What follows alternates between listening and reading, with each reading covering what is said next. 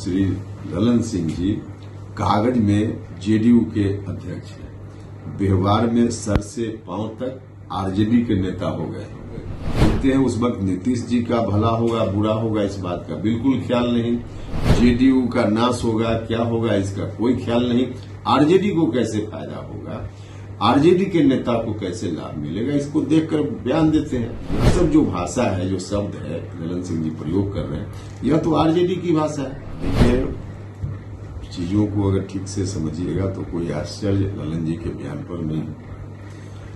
आज की तारीख में श्री ललन सिंह जी कागज में जेडीयू के अध्यक्ष हैं, व्यवहार में सर से पांव तक आरजेडी के नेता हो गए।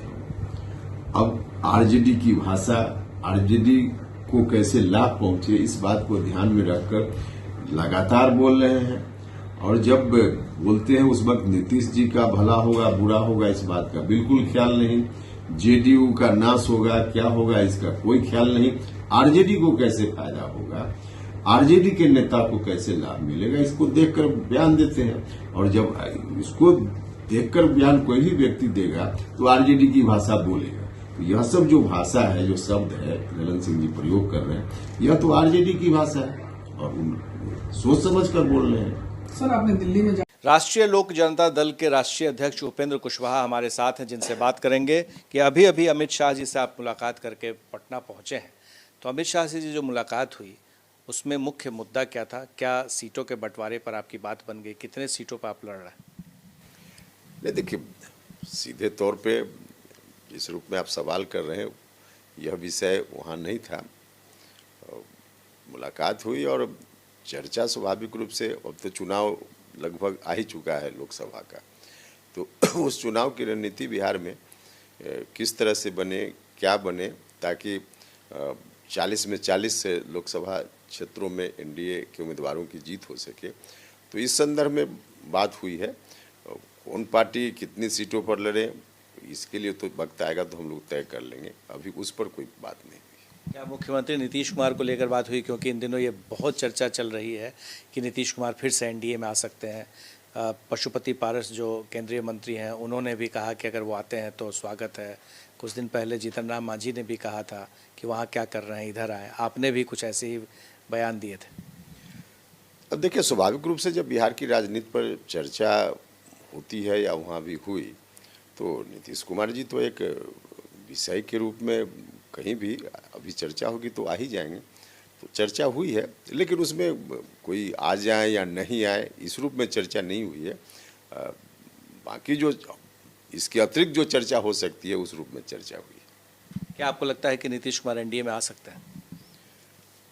देखिए, आज की तारीख में नीतीश कुमार जी पहले वाले नीतीश कुमार जी नहीं हैं।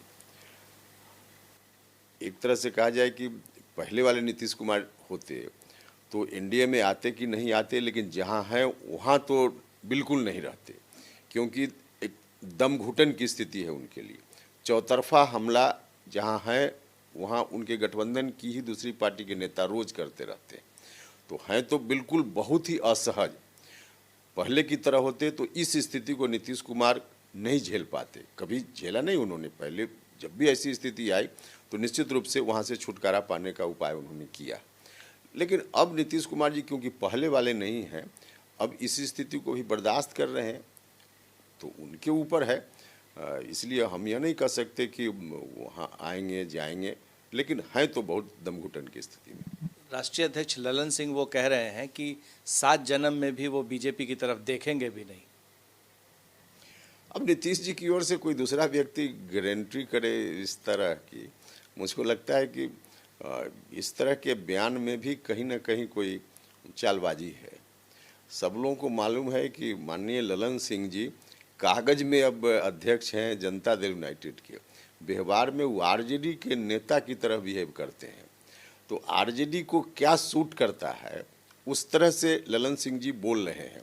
नीतीश कुमार को सूट करे न करे, नीतीश कुमार अंदर से दुखी भी हो तो होते रहें, आरजेडी के आका कैसे खुश रहे, इस तरह से ललन जी व्यवहार कर रहे हैं। आप जेडीयू को किस तरह से देख रहे हैं, कहाँ देख रहे हैं आज के दिन में?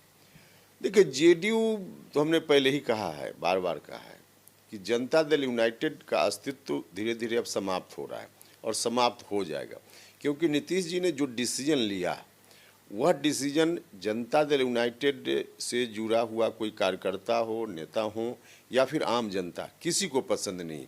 आरजेडी के हाथों में बिहार फिर से चला जाए, यह जो घोषणा, यह जो ऐलान नीतीश कुमार जी का है, इसको कोई वहाँ स्वीकार करने वाला नहीं। इसलिए धीरे धीरे जेडीयू का अस्तित्व समाप्त हो रहा है और हो जाएगा। आपने सुना उपेंद्र कुशवाहा जी को कि कैसे वो राष्ट्रीय अध्यक्ष ललन सिंह के बारे में बोल रहे हैं कि वो किसी के बिहाफ में कोई फैसला कैसे ले सकते हैं, यहाँ तक कि जेडीयू से ज़्यादा वो आरजेडी के बारे में या उनके शुभचिंतक बन गए। हमारे सहयोगी शैलेश के साथ प्रकाश कुमार, एबीपी न्यूज़, पटना।